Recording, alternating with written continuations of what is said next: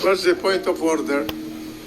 I charge this private prosecutor with complaint of this impeachment court. I have the evidence right here, taken in a video by Senator Alan Cayetano. And to say, nasasaktan ng tenga ko, should have been cause for you to walk out of this courtroom with permission of the court. But you cannot make those contemptuous gestures in front of a judge and get away with it. I submit, Mr. President, that this should be taken up. To be fair, Totoo po yun, sapagkat nasasaktan na yung tenga ko.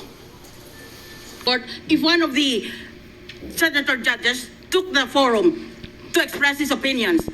Kasi salungat sa gusto mo, kaya ayaw mo pakinggan. Kung ayaw mo pakinggan, umalis ka sa korte. Aalis na nga po sana ako kaya lang... Granted.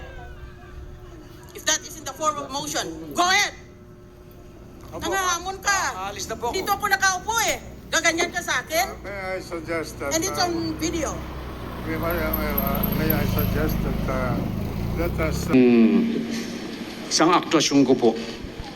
I really did it purposely.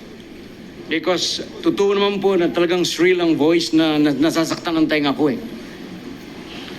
Ang kuwang ko lamang po ay dapat po lamang na kahit ang mga senadore, mga judges at kami mga hamak lamang prosecutor dito.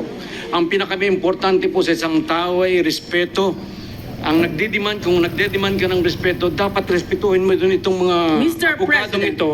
Habang sapagkat yung human dignity wala pong Now katulad he's dyan. lecturing me. Trial suspended for several minutes.